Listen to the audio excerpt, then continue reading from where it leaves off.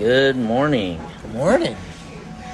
We are the Fantasy Baseball Advocates, and we are here at Hardee's in Noblesville, Indiana. Guys, this is our home. This is where we are. And I'll tell you why we're here, guys. We are here because for a very long time, I've followed sports and sports radio ever since I was a child. And, I've heard people broadcast on AM radio. I've heard people like JMV and others, here in this area, and others broadcast from a restaurant. I feel like he was always live from Kilroy's. Or Chili's or something, anywhere.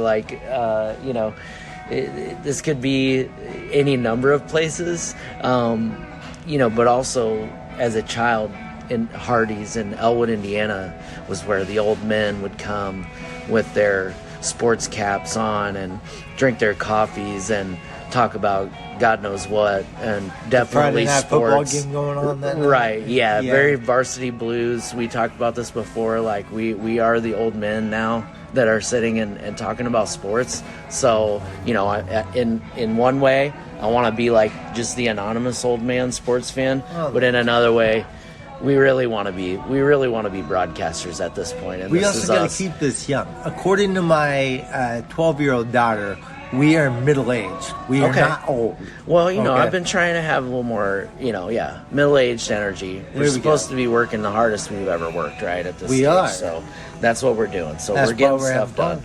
That's right. We're going to have fun with it. So here we are. What was your favorite, Hardee's food, I guess, to eat? Or it doesn't even have to be Hardee's. If you had a different, go-to fast food pleasure. I was just going to get into that. I don't know why I don't come here anymore that much. When I was a kid, it was the Frisco burger. When I was like a husky 12-year-old, it was the Frisco burger. That was new. That was new development. Or was that Hardee? It was Hardee's. Oh, okay. It had the Frisco melt. Oh. Some kind of. They've got their Texas toast that they put some of their sandwiches on. I'm gonna sneeze. We're staring right into the sun.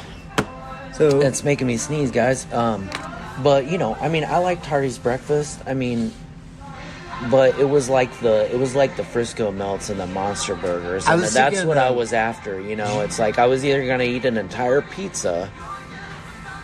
Remember the Bigfoot pizzas from Pizza Hut? Oh, this is I was either gonna eat an entire one of those, or I was gonna have a Monster burger, just dripping grease and stuff off of it, and from Hardee's or something. My thing was double-decker tacos from Taco Bell. Oh my God! Or I could go on and on about all the different. Don't even get me started on Taco Bell. don't say TacoEll unless you really mean it. Unless you really mean it. Dude, several of I haven't eaten anything yet, so I'm kind of thinking about 19, lunch. 20, 21 years old. You're out all night partying, drinking. Got to get some Taco Bell, some Mountain Dew to keep you going. Yeah, it was bad. No wonder. I don't know how we survived those years, Jay. Well, I've been a Taco Bell fan for a very long time, for my entire life. But when you say survive, truly, my arteries are being clogged up as we speak from some of the things that I've eaten over the last week. So, stress has a lot to do with right. Yeah. It's true. Really. Positive. Does it really matter? Just bring it. Just shovel it in. It's just does good. It really matter? Sometimes it's just good to have comfort food, Jay. It is. And what is the real link between the cholesterol in the food that you eat and the coronary artery disease? It's been to go to our nurse roll. We're not going to get into that today. No, we don't have time for that today. We are going to get into. We are here today to talk about catchers. So as you guys know, we talked about this in our last podcast. We're gonna do position rankings for every position over the next few months in the off season. That's how we're gonna spend our off season. And today we're gonna focus on catchers.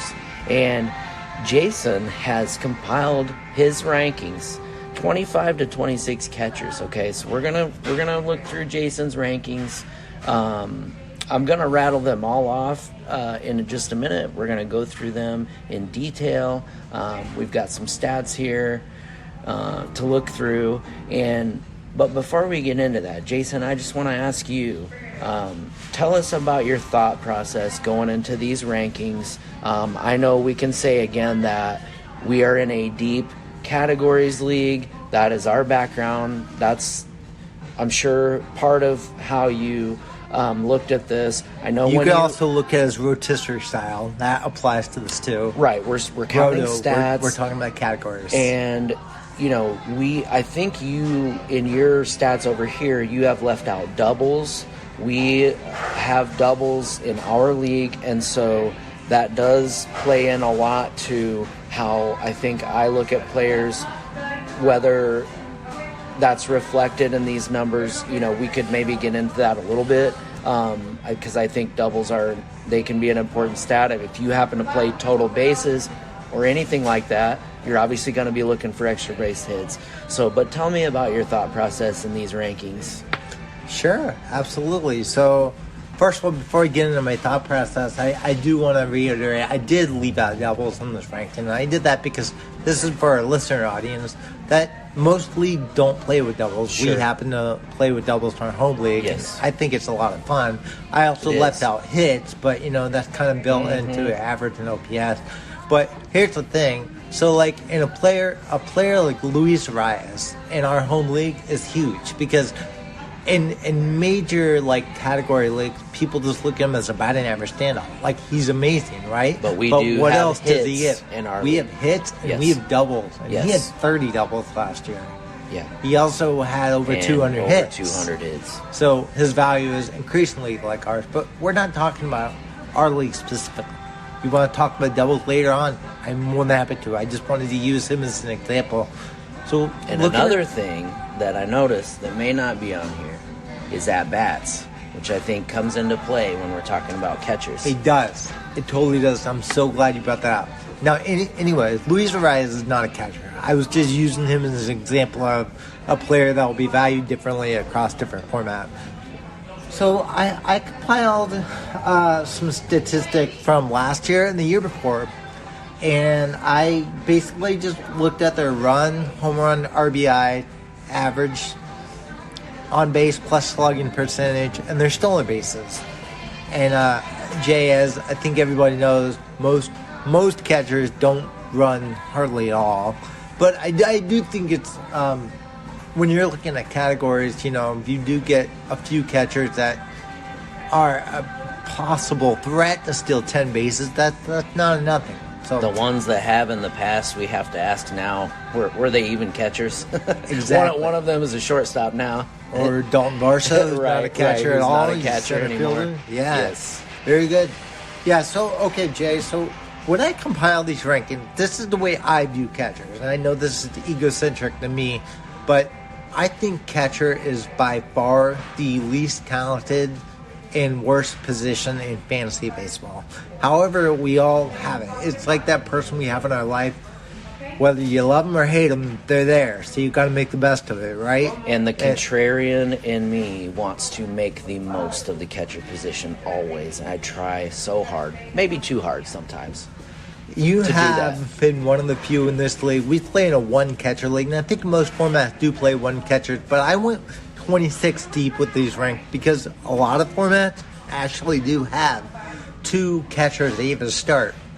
So I tried to come up with enough names that when you dip into two catcher leagues, that you're kind of looking at it. So let me give you a little thing on my. I'm looking at some of these names down on your list. Let me explain myself a little bit more simplistic here. Okay, so my rankings may differ a lot from some of the experts, but it goes like this. Because I don't expect much from catchers. I'm simply looking for one or two things that they may do well. And to your point, plate appearances, volume matters big time. But here's the thing. I want the number one thing I'm looking for in a catcher, besides plate appearances, are they more than just a part-time player, is do they have the potential to hit 20 home runs or not? There's less than 10 catchers year in and year out that usually reach that threshold. I believe if you look at a ranking this year, only 9 of them actually hit the 20 home run threshold. Now, that being said, 3 or 4 of those 9 hit 20 home runs flat. So really, catcher is a position that once you get about 10 deep, the power starts to thin out. So if you compare catcher to positions such as outfield or, first base, those positions, they may have 20-plus guys at a spot that's going to give you at least 20 home runs, and that's just mediocre power. From the catching position, if you get 20 home runs or more, I'd say you're doing well. So that's the first thing to look for. Second thing I'm looking for is what we alluded to earlier, is the volume of their plate appearances. A guy like Salvador Perez has been so valuable for so long because they don't really platoon him. Does he have a backup catcher? Yes. And as he's getting older, he's spending more time at DH and get his belt? Yes. They have other people there now. However, throughout the majority of his career, he handled 90+% of the games behind the plate. Most teams won't operate like that. Most teams, your primary catcher catches between 2/3 and 3/4 of the time, which means you're missing out on sometimes 25 to 30% of a season's plate appearances. That's a lot. So that's number 2, is the volume of how much are they going to play. A lot of guys splitting time. Yes. Number 3 for me isn't steals. It's because in the categories league, I find steals the easiest to punt. Number 3 for me is, okay, if they're not providing 20 home run potential power, are they at least hitting for an average that's potentially a little bit above the league average? I believe the league average has been going down over the last 10 years across the board because of the swing path that a lot of the hitters have taken. I think now if you get a player who hits 260, it's actually helpful. I wouldn't say it's a plus, but it's helpful in batting average. So if I can get a catcher that's going to hit 260 to 270, then that's a point in their favor, and I'm going to move them up my ranking. You may not, that's why when we later on get to guys like Keibert Ruiz and Gabriel Moreno, just to name a couple, I don't feel like they've got that home run power, but what they do have is they hit for a good average. And so that's some of my differentiating factors among catcher. Lastly, if you've got a catcher that can steal over 10 bases, that's something. And that's why JT Realmuto was the standout of the position for so long. He is getting older. I think his role unsurprisingly, I still think he's the highest percentage to get the most steals from the catcher position still, because catchers, by and large, don't run. But he is declining a little bit. So that, Jay, those are like 4 of the things I kind of look for when I'm evaluating the catcher. And if all else fails, going to number 5. So there's some younger guys higher than some experienced guys on my list. Well, that's because they did some stuff on the minor leagues that lead me to believe that we haven't seen their best, and they're really young, and maybe we've only seen a partial season from them at the major. So I'm projecting them to be something. So yeah, I definitely see a couple names on this list that we have to ask what we expect from them in 2024 in terms of plate appearances and other things as well. Okay, so let's go through the list briefly. I don't even know if I'm gonna stop.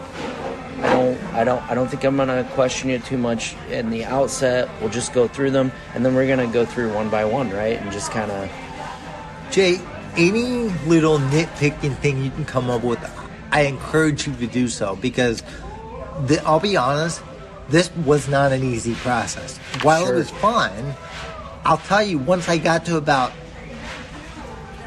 11 to 15, like, you could make an argument that the guys I've got down in the 23, 24, 25 range could be 11, 12, 13. It was really hard for me to separate these guys in the rankings. So please, by all means, nitpick at me. I'll try to explain myself and then challenge me. You know, maybe I'm wrong. Maybe you'll change my thought and I'll say, you know what? You're right.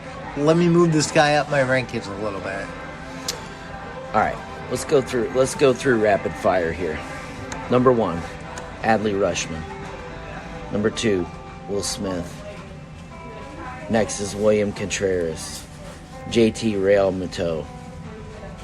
Number 5, Salvador Perez. 6, Cal Raleigh. Next is Sean Murphy.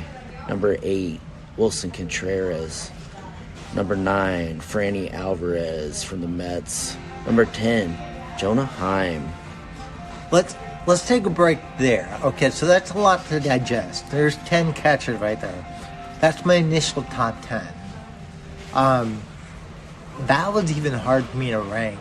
Some of those guys... I think that is a good stopping point. I mean, is there anybody below here that you are feeling a little... that you feel is left out of the top 10? Oh, absolutely. That could push their way up there. Absolutely. Who might those people be? Before I say who might those people be, there are obviously guys I'm higher on. I'm going to preface it by saying that I'm not going to be the guy that owns one of those top 10 catchers. I will not. My catcher will come from farther down in the rankings because catcher is one position I will wait on it. And I will take whatever's left because I've looked at these guys and it's kind of a crapshoot. And so I know, you know, if I pick one or two to start the year off, I can easily just drop and go to the next one. Now, as far as answering your question goes, I would also have to say, like, I'm very insecure about ranking Jonah Heim 10. I wanted to put him much lower, but he did just put up 95 RBIs. Yes, he did. And he almost got to 20 when he was 18. However, I think we're looking at a peak season. He also found himself in the designated hitter role many, many times. Well, that's during the regular season. But here's my insecurity. If you look at his 2022 statistics, Jonah Heim put up a 227 average with a 697 OPS. He only had 48 RBIs. Okay. Turn the page to this season. He puts up a 258 average with a 755 OPS, 18 home runs, and he puts up 95 RBIs. That's a drastic difference. And I asked myself, how attributable is that difference, in, especially RBI and average, to the team context that he was playing on? And is this repeatable, or are we going to see some regression? And if we see some regression, how much? Certainly I think we are looking at a peak season from him. I don't think that you're going to see this from him year in and year out. Could I be wrong? Yeah, absolutely. Will I be wrong on some of these? Oh, for sure. But so we're talking about him hitting probably, I think, around in the 6th spot in the batting order is where he found himself probably many times, maybe 5th. He went on a monster tear for part of last season, and during that time he may have been hitting 3rd or 4th some of those games. I mean, he was on fire. So, but I do see your point. That's quite a mark to try to match again, is in the 90s with RBIs. But you'd have to look at the makeup of the roster next year. Who is going to be DHing next year? Well, it's Mitch Garver coming back. He was the guy, we'll talk about him later, that I had the hardest time ranking. He was also DHing at times. So there you've got two guys that can swing the bat. According to roster resource, no, not roster, Fangraphs, Mitch Garver, I looked up, he only actually caught 28 games behind the plate. Right. That's he what I spent the was lion's just share of his getting playing ready to time say. at DH. Do we really even look at him as? I mean, yes, we do. We do, because look at he's him eligible. as a catcher because he's eligible. Because he was over 20 games span the plate, he's going to be eligible But to catch in all formats. if he finds himself in that DH role, does Question that is, cut into Jonah Heim's he's a free playing agent. time? So where is he going? But we'll Yeah. talk about Mitch Garver in a minute. You asked me, is there anybody I feel After kind of we've talked insecure about this, I'm saying coming somewhere in? else. He's probably going somewhere else in the offseason. Yes. What's going But- to get torn down after this World Series win? Who's going to come back? So looking at these rankings, there's some guys that, sure, I could put up in the top 10, and I would take out Jonah Heim. I also might entertain taking out Wilson Contreras because I think we've seen his peak season. However, I feel like he is such a steady Eddie that I'm leaving him at number 8. So you obviously have a lot of upside and a lot of hope for Francisco Alvarez. You didn't even consider dropping him. You said Jonah Heim first. I tried really hard to elevate Francisco Alvarez farther up the 9 as opposed to dropping him. You look at the landscape, there is nobody, and I mean nobody, not even Rushman, that has the power potential that has Francisco Alvarez. But Francisco Alvarez is the only catcher. If you look at his batted ball profile, it's telling. Yeah, pull hitter. I'm looking at the spray chart right now. So, let's look at the fly balls versus. Yeah, definitely. So A lot of fly balls in the thing outfield. with him is, if he gets a hold of it and barrels it up, it's gone. He's the only guy on this list that I foresee that would have the potential to hit over 40 home runs. And you can see it in the batting average. There is a potential to hit the ball the other way as well. Look at all the fly balls that he hit. He's the right always field. going to hit for a low batting average, but I think he can even bring that up a little bit. I He think hit so too. 25 I long absolutely balls. think so. And let's see, what When did you he say hit that this year? that 260 mark, I really believe that he can meet that. He's got to develop obviously at the major league level. Jay, he hit 25 bombs with a 209 average. Wow. I don't foresee him ever being able to be a 260 hitter, but can he be a 225 to 230 hitter? Sure. You know what Salvador Perez mostly is? If you throw out his amazing 2021 season, he usually hits about 225, 230, or somewhere in there. And I think he'll be a year in and year out 30 home run bat if he can reach just 225. So that being said, I think the one guy that I could foresee flipping right now, we'll talk about him at 11 through 15 more, is Yainer Diaz. Okay. I just don't have enough of a sample size right now to say, yes, I see him as a top 10 bat. I know he's a hot commodity. I'm probably not going to end up with him in any of my leagues because I think his price is going to skyrocket. But I that would be the one. If I had to make the switch now, that would be the one. Yeah, I think when you talk about paying for catchers, I think when I look at this list and the heart of this list, I do see the valuing of young upside and the development of some of these young players. So let's start right at the top here. Number 1, Adley Rutschman. Can you tell me why he's at the top of your list a little bit? Tell me a little bit about that. This guy has the biggest prospect pedigree of any of them, and he's delivered somewhere, has he not?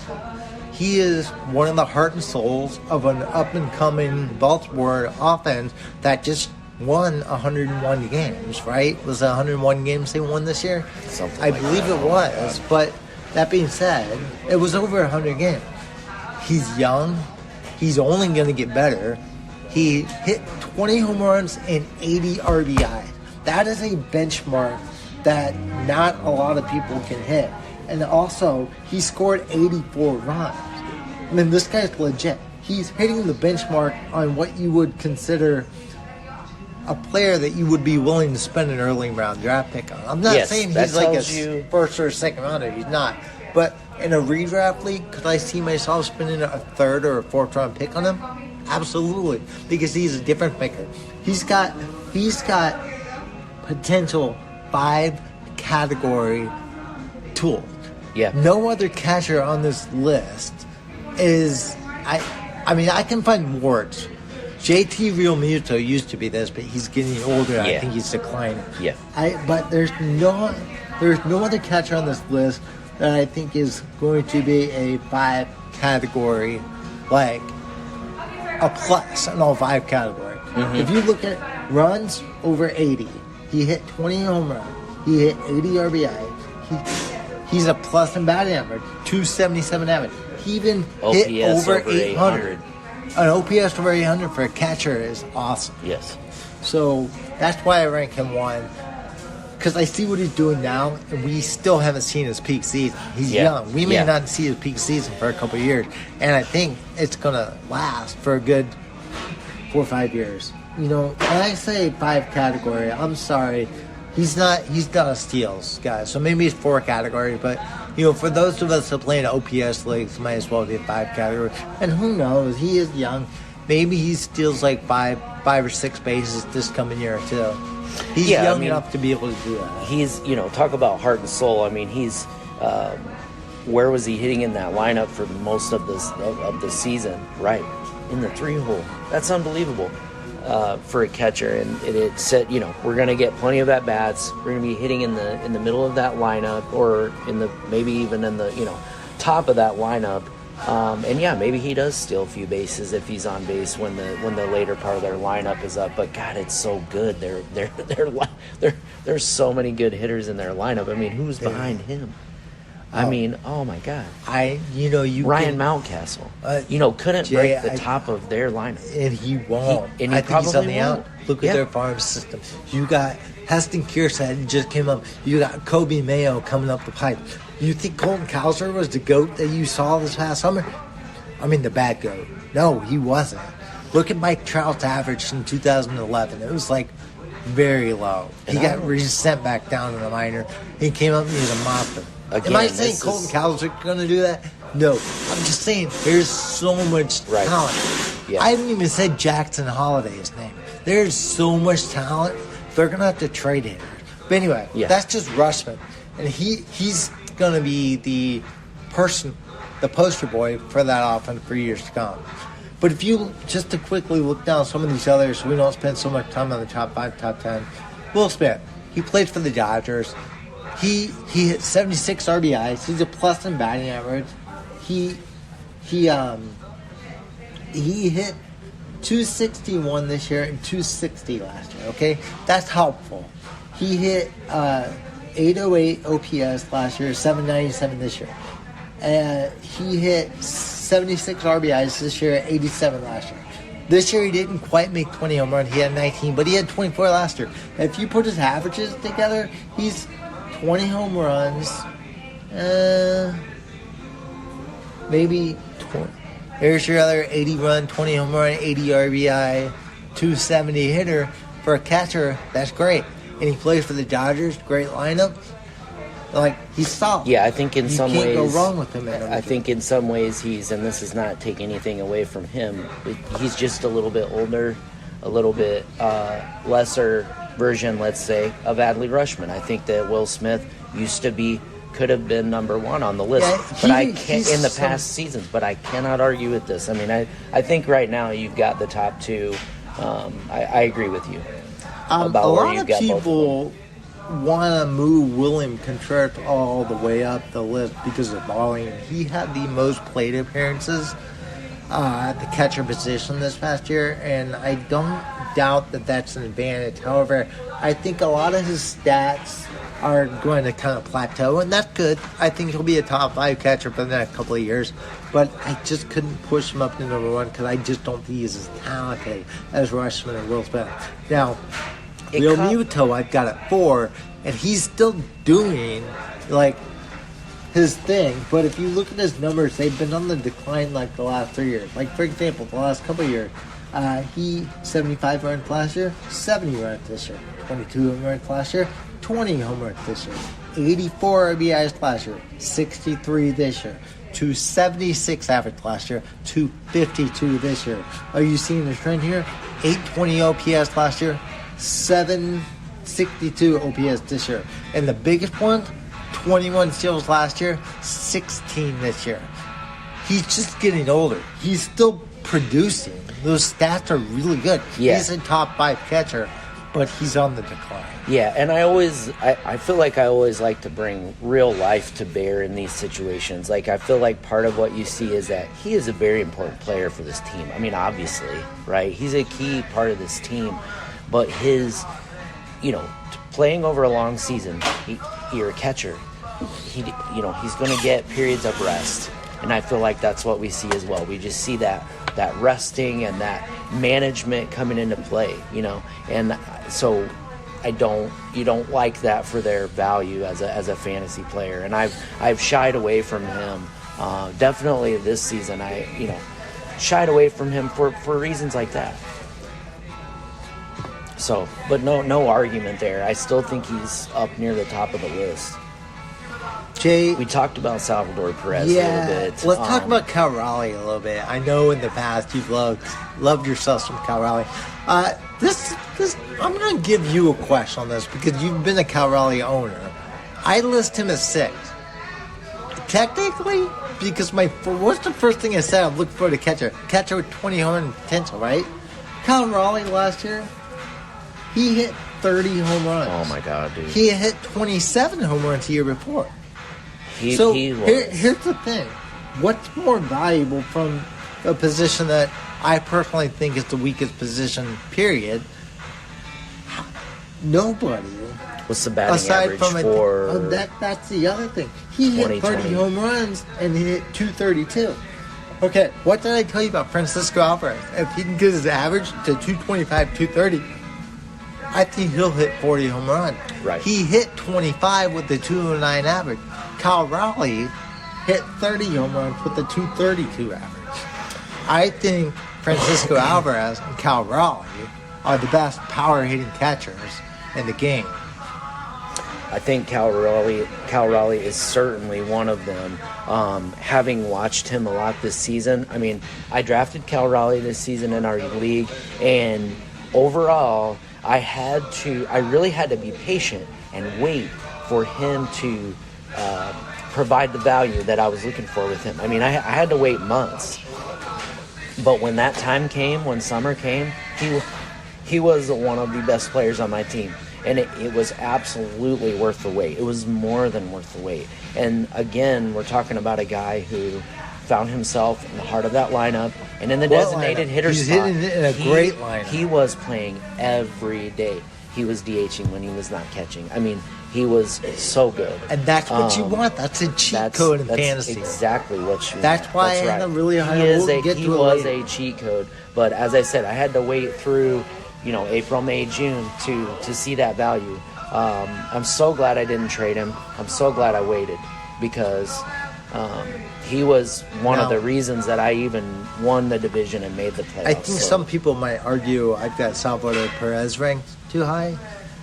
You show me the season when he doesn't hit 20 home runs and 80 RBIs finally, and we'll talk about his decline. He looks slow in the field. He's getting older. He's in his mid-30s. But, Jake, if you look at his number, he still put up 23 home runs and 80 RBIs with a 255 average. What did he do last year? 23 home runs, 76 RBIs with a 254 average. He's the same guy that he's been the last couple of years. And I think until I see his decline, he's a top 5 catcher. Like, he is what we hope some of these younger guys, like we just talked about, Francisco Alvarez and Cal Raleigh, he's what we hope they become. Yeah. And I think, again, to bring real life to bear, obviously he dealt with injuries last year, but you're looking at the team that he plays for, and the Royals showed they had a lot of young, they were young and energetic, and people in the later part of the season, and young guys that were getting an opportunity to play were really producing, and it was like fun to watch. It's fun to watch them, score runs and everything against, good teams and try to compete with good teams. So my question is, what are they putting out on the field next year? What does their roster look like? Are they competing? Because we know that. I think the Cleveland Indians, we're going to talk about Bo Naylor in a minute. The Cleveland Indians are going to be competing for that division next year. They're going to be good. I mean, for their division, they're going to be good. Can the Royals make some noise next year? Can they string together something? Can they not be playing from behind after the first half of the season? Jay, you know what stands out to me and everything you just said as I'm thinking about Salvador Perez and the Royals? They've been really bad for a really long time. Of course, they had a couple peak years in 2014, When do we 2015. start ascending back to competing? Here, this is what I'm talking about, though. Despite the Royals, they've had some, don't get me wrong, there's some good players on Absolutely. that offense. I don't want to take anything away from Bobby Witt or, Well, right. Right. We should be getting close. Possibly Vinny Pasquantino this year coming back from the injury. But here's the thing. Despite their terrible records of the last 5 years, what's been the most consistent thing about that team? Salvador Perez. Despite Whit Merrifield, despite who's that, no longer there. But yes. But who Salvador looked Perez like an all-star every year in Kansas City. I love Whit Merrifield just I do too. He's still useful. He really is. But we're talking about catchers today, and Salvador Perez has been the most consistent thing to the catcher position. We are talking about catchers, 10 years. but oh my God! Now that we're talking about this, that was one of the things about this last season in fantasy was how low everyone was on Whit Merrifield versus his counterpart in Toronto. And I couldn't believe it personally. Like, I look at the Yahoo chat and just like everyone who is talking about what is even his name. Chat. They see so many stupid I can't even names think of the guy's name. That's where we are right now with what is his name? Well, anyway, while you allude to that, is there any, I asked you, before you move on from the top 10, is there anything that you strongly disagree with me on? Any points you want to make? I know I'm off on a tangent here. Jay, can I get Espinal. Santiago Espinal. I watched like thousands of people tell me that Espinal was a better player than Whit Merrifield. Maybe a better real-life player if you include his defense. He's not a better hitter. Well, I definitely understand that. I mean, you need that in the middle of the infield. But God, okay. Anyways, you mean the top 5 or the top 10? Top 10. Is there anybody? Again, 7, 8, 9, 10 is Sean Murphy, Wilson Contreras, Francisco Alvarez, Jonah Heim. Sean Murphy, a little blurb about him.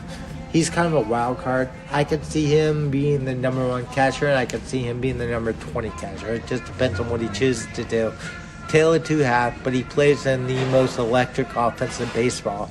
And despite a horrible second half, he still hit 21 home runs with an OPS over 800. So,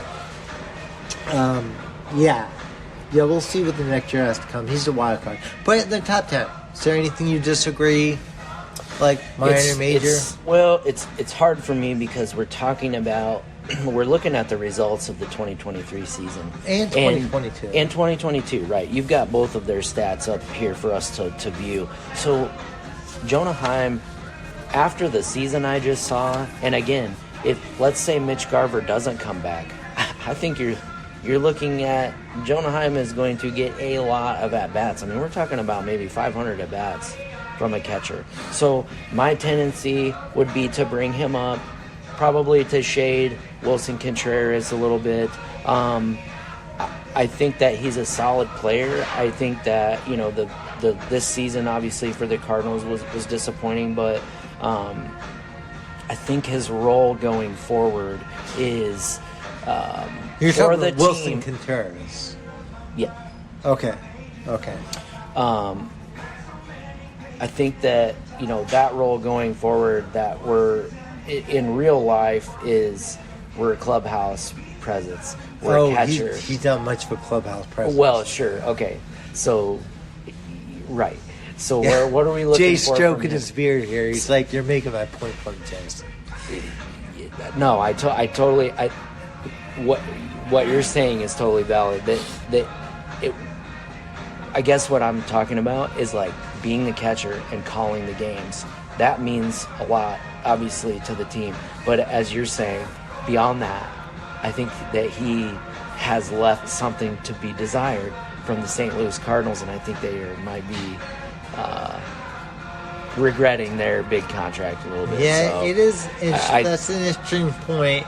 So, how much of their fallout this year was diminish? Like him mismanaging sequencing with the pitchers, like, you know. I think it makes a difference for fantasy, obviously, and our playing time. So I would have a tendency to shade him. I would probably move Jonah Heim up above those two guys, maybe probably even above Sean Murphy at this point. But again, we've got to see what the rosters look like going into 2024 and like what to expect from Texas.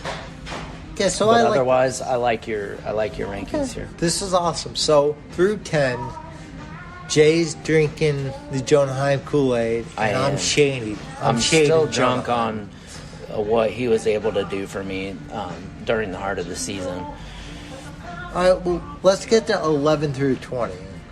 I'm hoping you got some more counterpoints against some of my rankings on this next app, because they got really hard here. It does get really hard. So 11, we've got Yainer Diaz. 12, Gabriel Moreno. 13, Keibert Ruiz. 14, Mitch Garver. 15, Logan O'Hoppe. 16, Bo Naylor. 17, MJ Melendez. 18, Shane Langeliers. 19, Austin Wells. 20, Luis Camposano. I'm going to stop there. Now, there's some names that we just didn't mention that I think I would probably have in the 11 to 20 range. But so as you say, this is very difficult. In your head, those names, they replace who? And then challenge me. So we talked about power a little bit ago. Langeliers, there he is. He's at 18 on your list. It gets really tough right here. I'm going to be honest with you. Then you got Bo Naylor a couple names higher. Bo Naylor had, I think I looked a little bit ago, about 200 at-bats next year. So let me ask you this. What do you expect from Bo Naylor next year? What are you looking for there? From Bo Naylor? Are we talking about Bo Naylor or Shane Langeliers? Well, both. I mean, I'm interrogating this part of your list. I like that. So I'll tell you who I think is being left out, but we'll get there. So you asked me, what do I expect from Bo Naylor? I think Bo Naylor is the most fun catcher prospect out there. And he's not a prospect, but I mean, as far as guy that you can get you should be able to get for a pretty good price. I do think his price is going to go up at the draft table. I think so, too. This guy... People are going to be expecting big things. Well, here's the thing. I told you catchers don't run. He did steal 5 bases. That's not a nothing. Okay, he stole 5 bases this year. And in limited playing time, he did hit 11 home runs with an 809 OPS. So we are at the point, Jay, he's down at number 16 for me.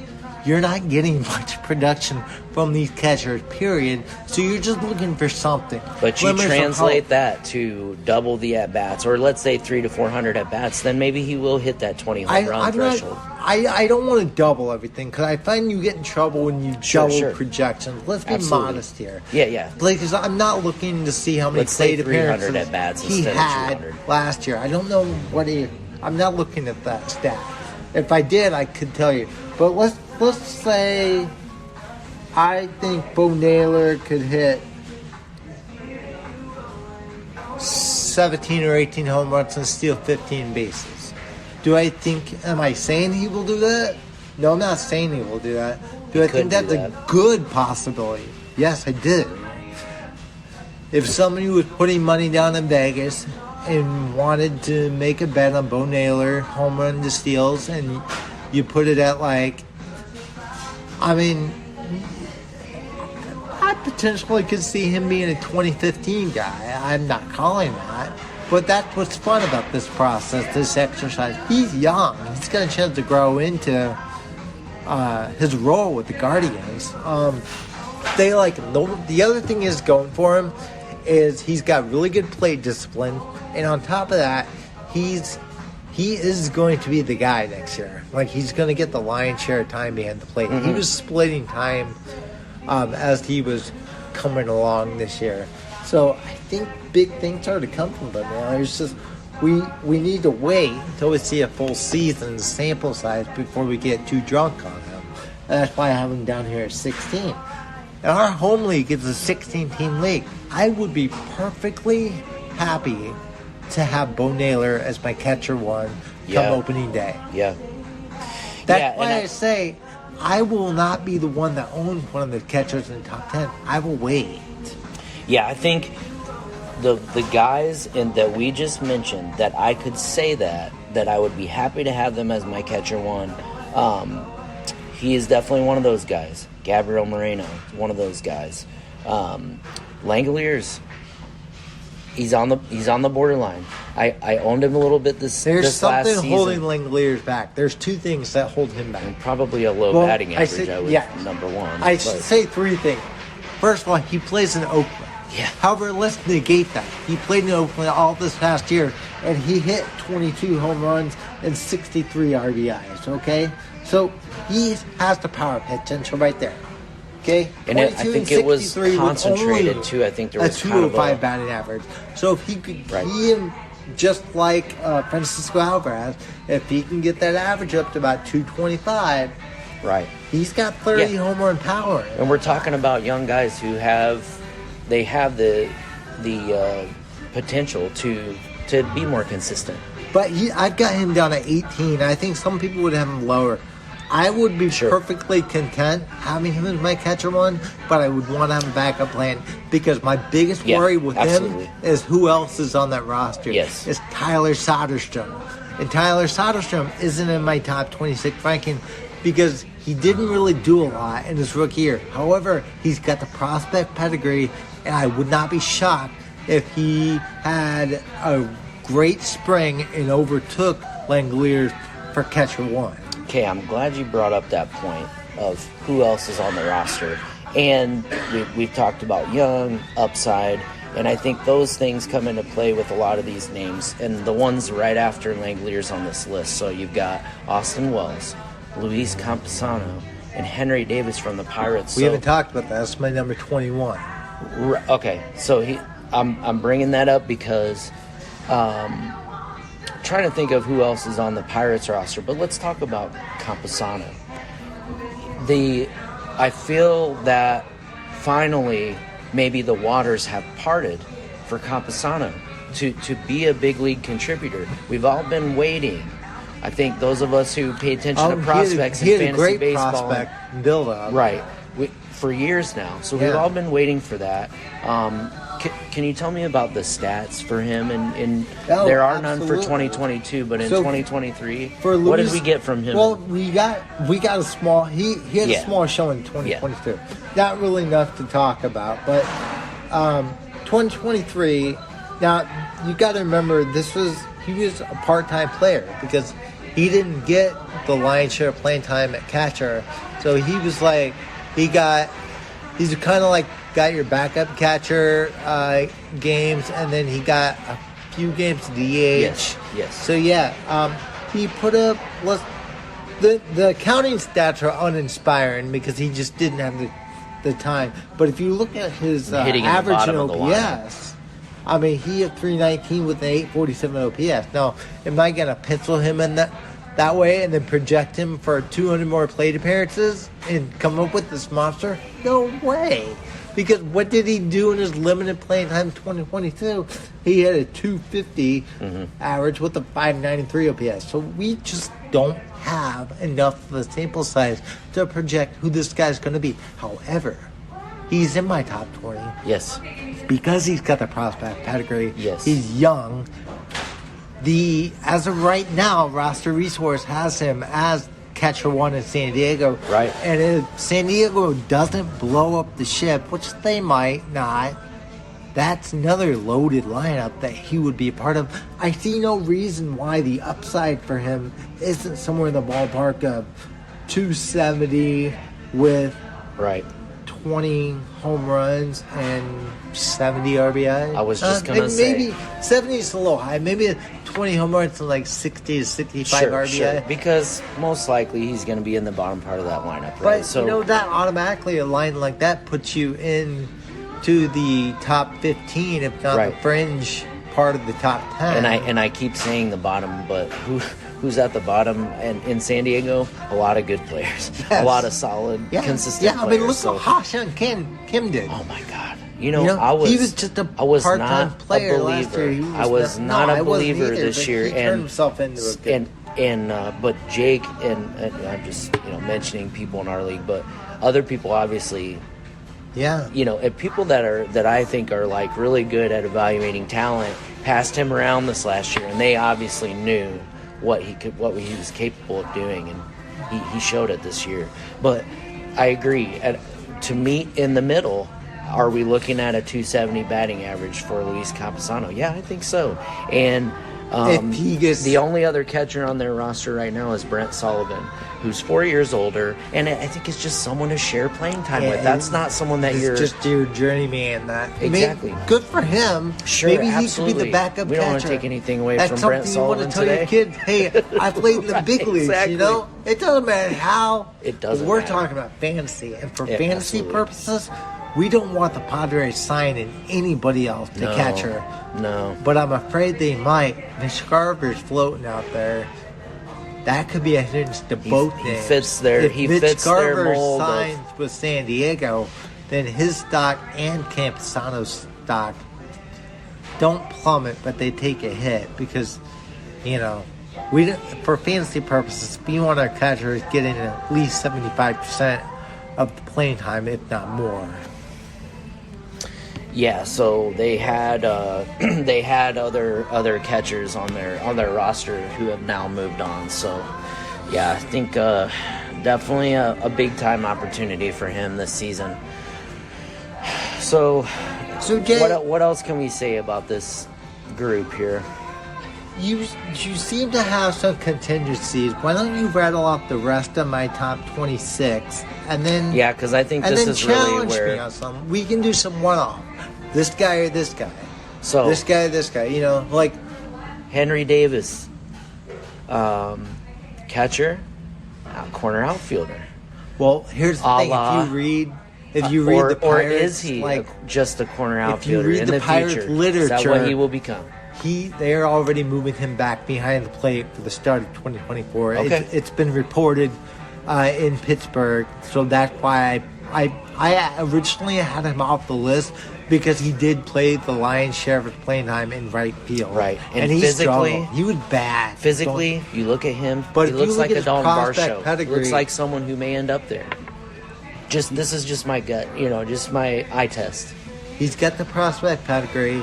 He's going to at least keep catch eligibility through next year. If he doesn't have it in all formats next year, he will by the end of the first month because he's going to start at catcher for them. They've already said it. And then that being said, he'll have it for at least a couple of years. Maybe in 3-4 years, are we talking about him being somebody not like a Dalton Varsho, but somebody who moves off catcher long term? Sure, possibly. But at least for the next couple of years purposes, he's going to have catch eligibility. I think let's wait and see what materializes from his prospect pedigree to the field. Right. And we all know fantasy-wise, Pittsburgh's it not only the best helps place his to value, hit. I think, for 2024. It only helps the value. So, agree. Okay. 22. Elias Diaz. This is where it gets kind of fun. It does. And then you've got Tyler Stevenson. Okay, so at stop there. 23. Yes. Hit me, Jay. We've- Rip me. This is where we really part ways. And we've talked about Tyler Stevenson before, and I feel that. But this is hard because I see all the guys you've got above him on this list, and I do understand why. We've talked about young upside. We've talked about, but on the upside tip, I mean, when you're talking about Tyler Stevenson, you're talking about a guy who's got a potential to hit 300. He's got a potential to play. He's going to play almost every day at either first base, the catcher position, or DHing. So I have to think that maybe you haven't totally factored all this in when you're putting him at 23 on your... I have factored it in more so. I was look ready at the stats. for you to contend. Let's do so.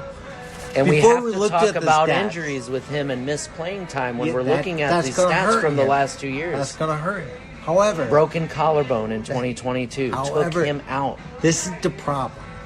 This dude plays in the most homer-friendly venue in Major League Baseball. This dude had everybody drunk off his potential, and he delivered one of the biggest duds this past year. And he played. He played most of the year. Was he injured? Did he have a couple IL stints? Yeah, he did. But he played most of the year. And here's the problem. He hit, and everyone was drunk off of a small sample size. Because if you look at his 2022, his 2022... He's right sorry, there. I was looking at his stats. His 2022...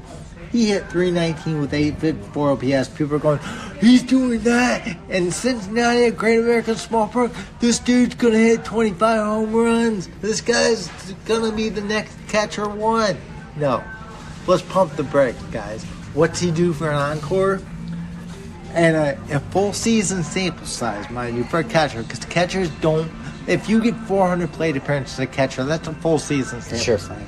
And this dude, what's he do?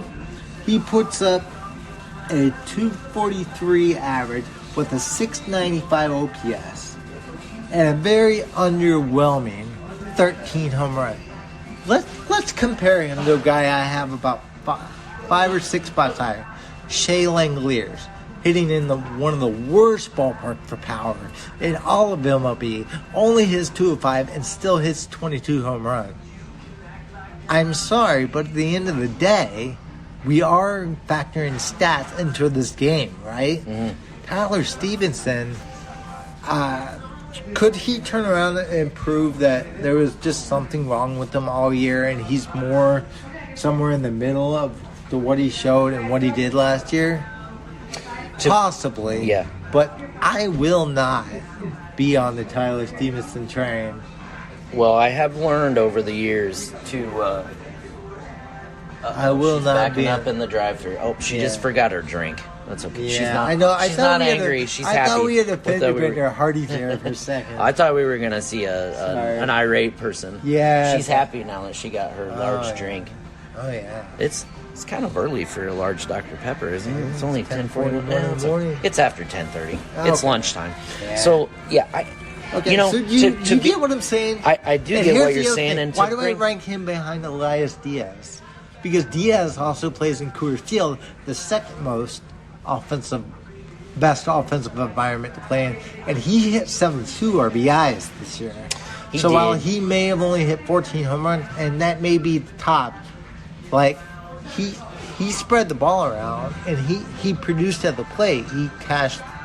He punched those runs in. That counts. It does, but he is solely a catcher. I have to put Stevenson above him because of age, because of playing time, because of position eligibility and other things. But I do think, we talked about injuries, I think that I've learned over the years that when there is something amiss in the statistics, certainly for pitchers, but definitely also for hitters in terms of power, is I do start looking for injuries where underlying. And I can't remember his injury history from 2023, but... Jay, there's one more thing I'm leaving out of my argument. So it goes like this. I'm not looking at the number, but I've heard it said in numerous platforms. CBS's own Scott White has said it several times. Tyler Stevenson has middling exit velocities at best. That is important. Not good for projecting future power potential. So, if he's hurt, show us. I'm not going to rank you high because of what you just did. Show me. Fair enough. Put up a good season. But I do like that. We'll put you back closer. I do like that 319 batting average, and I'm hoping to see something much more like that in 2024. He should be dirt cheap at the draft table. You should be. I hope so, because that has not been the catcher case. one. That has not been the case the last 2 years. He's been top 200, no question. And picked up by some very good teams. I wouldn't sniff the top 200. Well, it's not going to happen this year. Yeah, No. I agree with you. Yeah, his draft stock, I think, will probably take a little bit of a hit going into And I think a lot of 2024. people are going to be buying, and rightfully so. This is Absolutely. a good time to buy. Now, let's be on the flip side here. We're all business people playing fantasy baseball, right? Right. And so we all want, a discount. Nobody wants to pay full freight for anything because you want to catch the edge. So, is there a chance? Is there a buying opportunity here with Tyler Stevens? Absolutely. So, if you believe that his stats are indicative of him being hurt and that he's going to thrive when healthy in Great American Small Park, by all means, invest in him because this is the year to get him. Yeah, and I'm not sure that his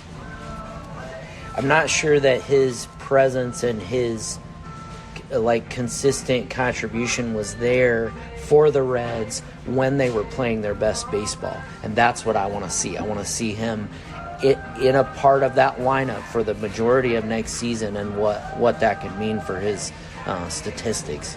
So I'm going to say the last three names on this list. You got at 24, you've got Ryan Jeffers. At 25, you got Mr. Alejandro Kirk. That hurts. It really 26, hurt Yan me to put Gomes him from the down. Cubs. It does, and it's really hard. This is really hard, and I think this is where we're gonna, finish up with these last few names. Is let's talk a little bit about Alejandro Kirk, and obviously a big disappointment fantasy-wise going into finishing up 2023. And as I said in a previous podcast, was he the biggest bust of 2023 for fantasy players? Possibly he was. I think he might have been, Jay. And I just spent a good 5 minutes kind of bashing Tyler Stevens since 2023. Alejandro Kirk was even worse. Let's And look at the spray chart. that Blue Jays lineup, I know that Reds lineup was very good this past year, but they weren't supposed to be that good. They're all young and playing with house money. Alejandro Kirk, they traded Dalton Varsho. He was supposed to be a staple around the sixth hole and a loaded lineup.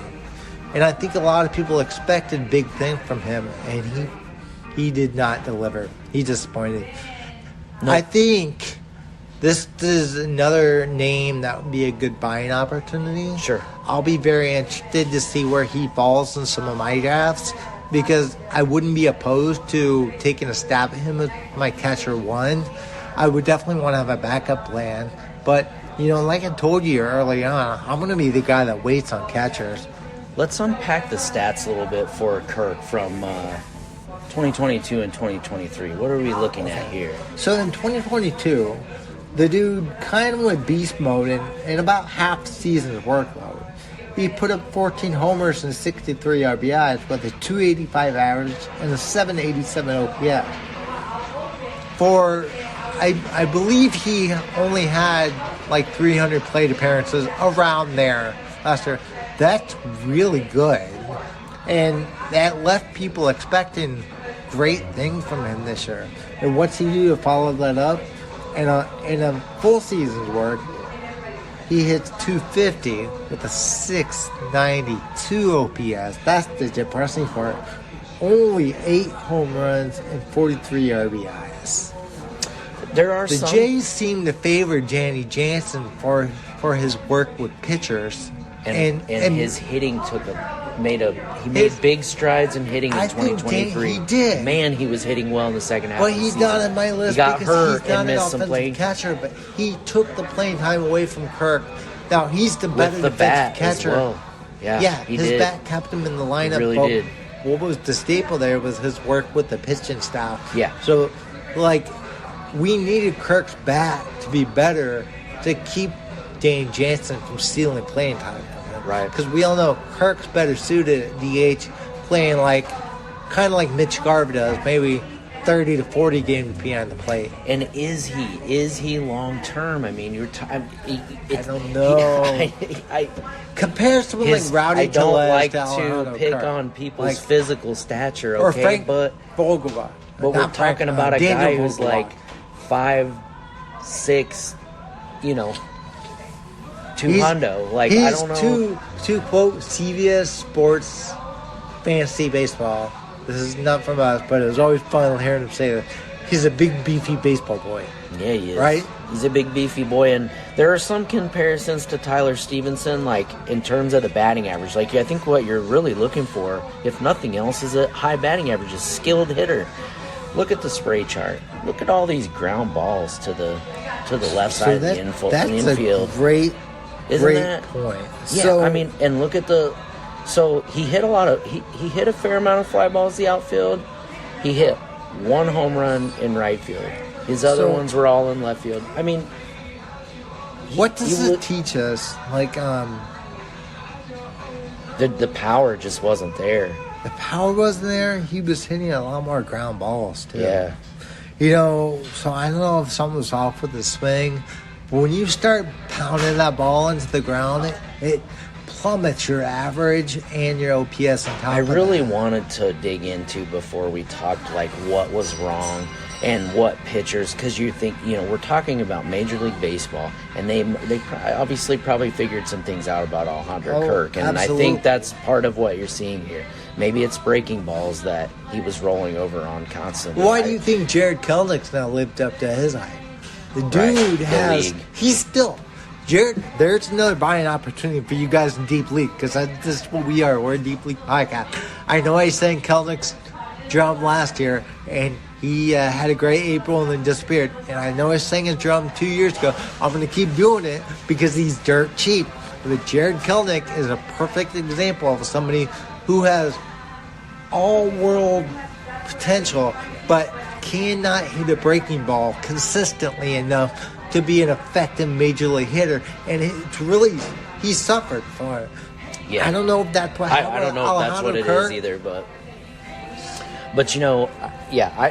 I wouldn't have been buying on Kelnick before because of his age, but now that he's reached this ripe age, I'm definitely buying him. Why not? Why not? Here's another one for the world of potential. Why is somebody like Tyrone Taylor consistently year in and year out being drafted somewhere in the 400 and 500, free at the dirt table in the deepest of drafts? Why? Because he's being passed up by other young guys in the system, exactly, and just doesn't. Because they think he's a vanilla player. Right. What's that vanilla player do for you? It's kind of like what Lane Thomas used to do before this breakout year for him. Yeah.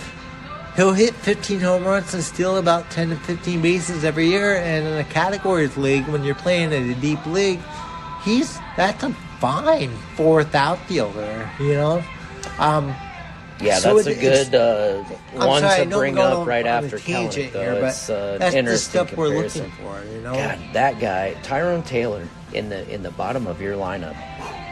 That's a spark.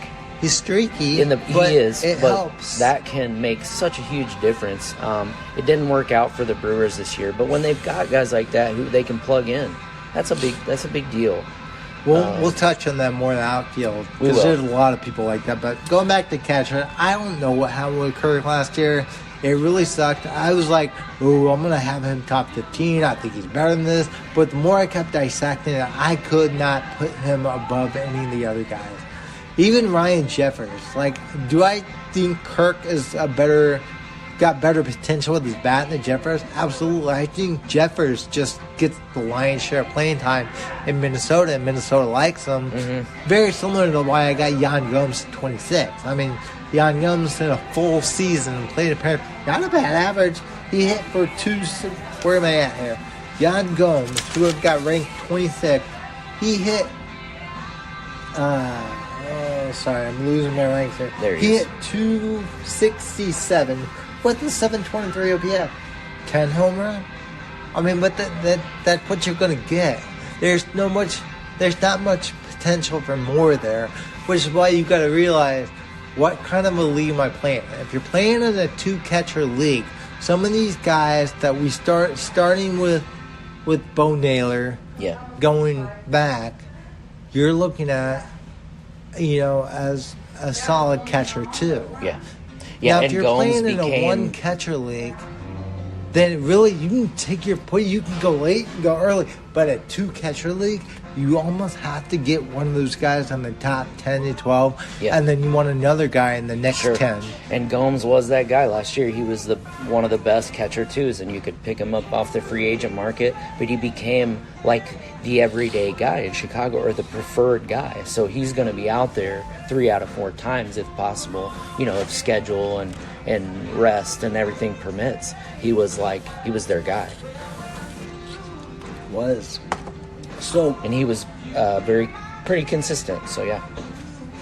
Jay, as we kind of wrap this show up, we've talked about a lot of names here, a lot of stats. Anything again you want to throw in there? You want to challenge? You know who we didn't talk about in any detail? MJ Melendez. We did. Tell me about him. Why is he where he is on your list? And Melendez, what do you expect from him in 2024?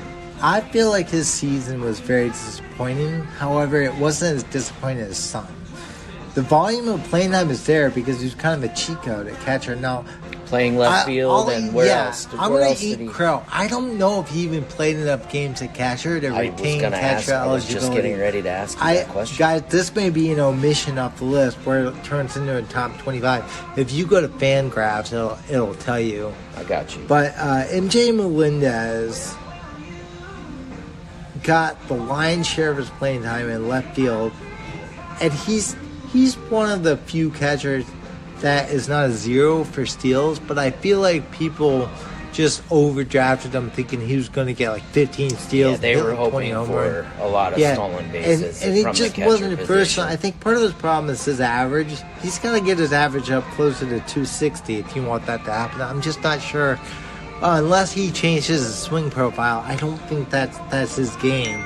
So he did some production. 16 home runs, 56 RBIs this year, 18 home runs, 62 RBIs last year. I like that home run number. Yeah, those are solid, but that's because he got 500 plus plate appearances.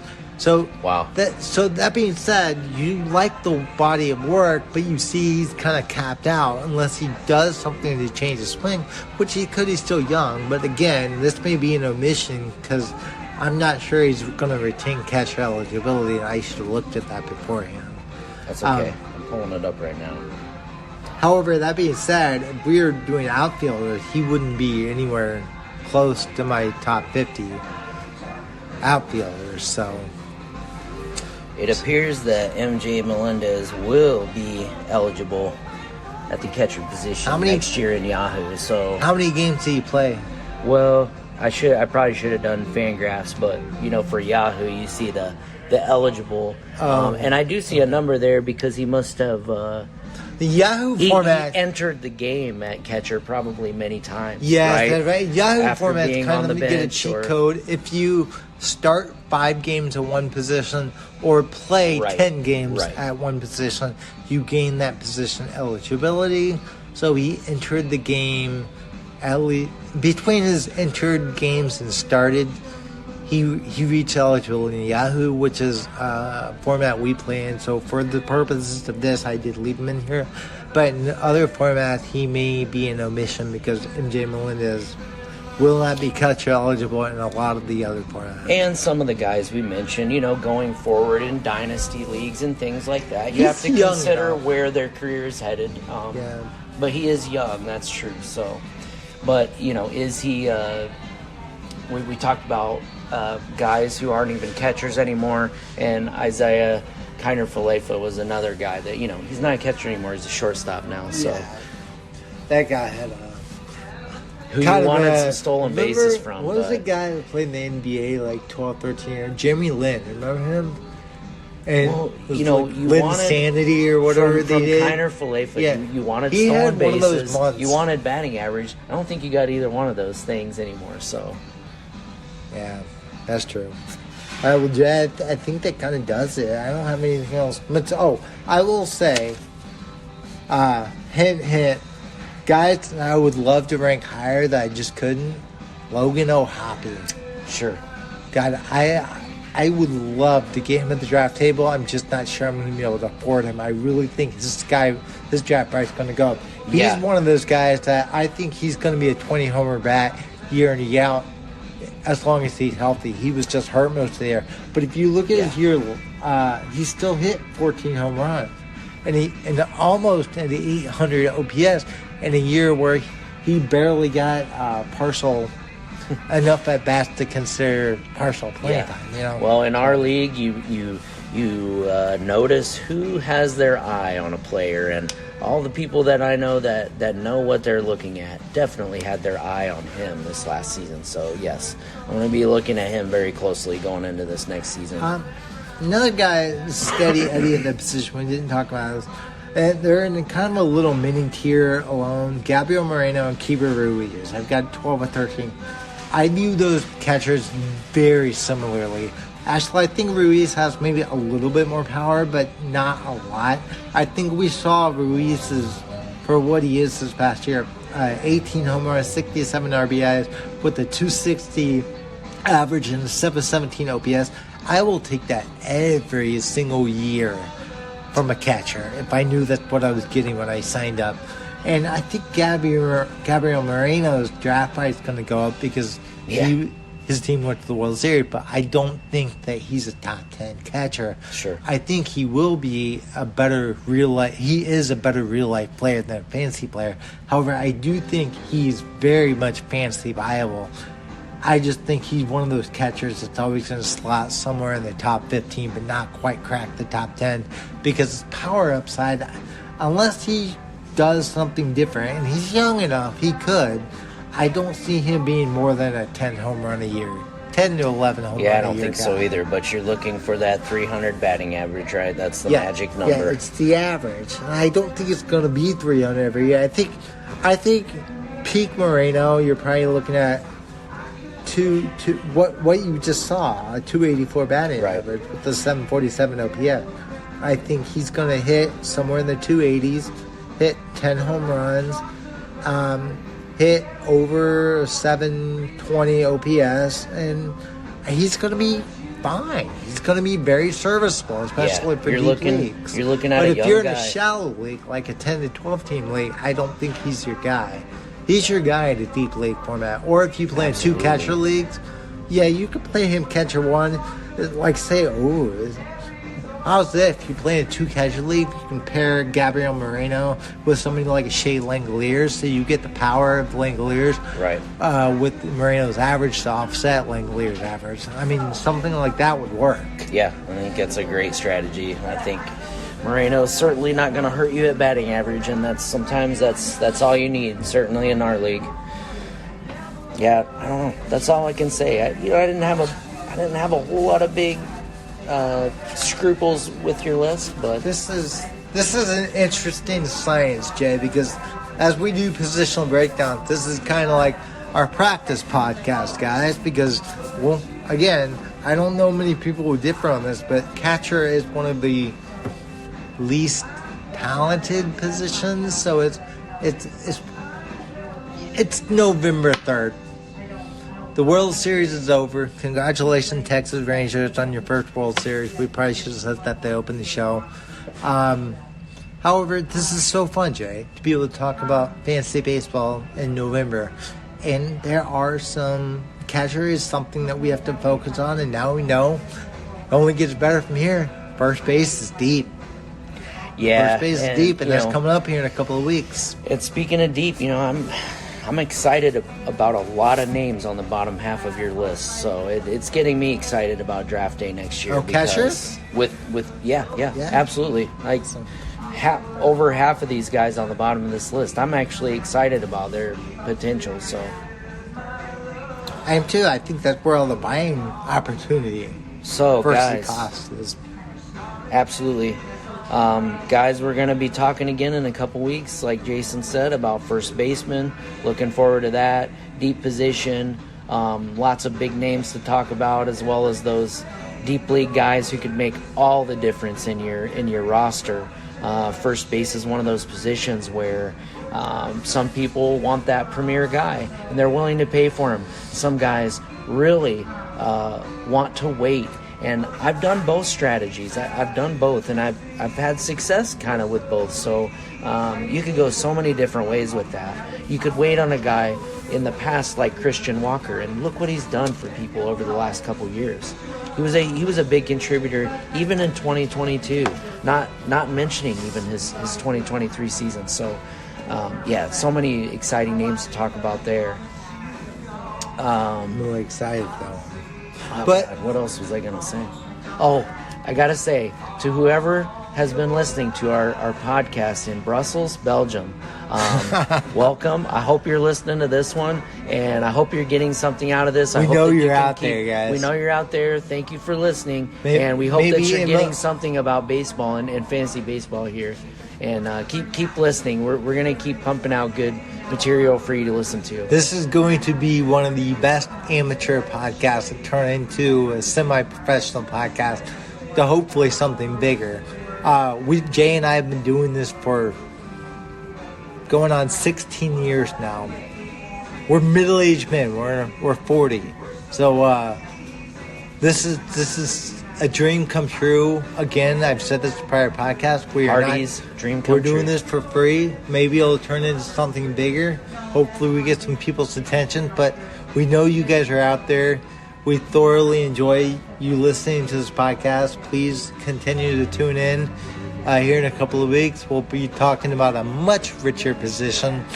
And just remember some of the advice that we gave you today about watching out for certain opportunity cost with catchers. And we've kept it really clean today, but if people don't listen, we could always start cussing again. Oh, that yeah. would be one way we could try to get some more Jay, that's listeners. a good point. We are make both a little bit nurses. of a spectacle. Yeah. And as nurses, you would agree, we work 12-hour shift.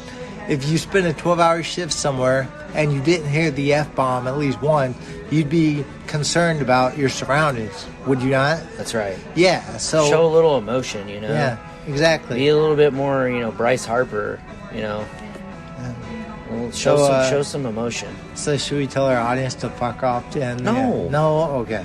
All right. It's too late now. Well... It's okay. We can cut this out. We want them to come back, right? Right. Okay. Please come back. Please like us. Well, all right, guys. For the Fantasy of Baseball Advocates, this is Jay. And I'm Jason. We're signing off. We'll smell you later in a couple of weeks. Smell you later. Be well.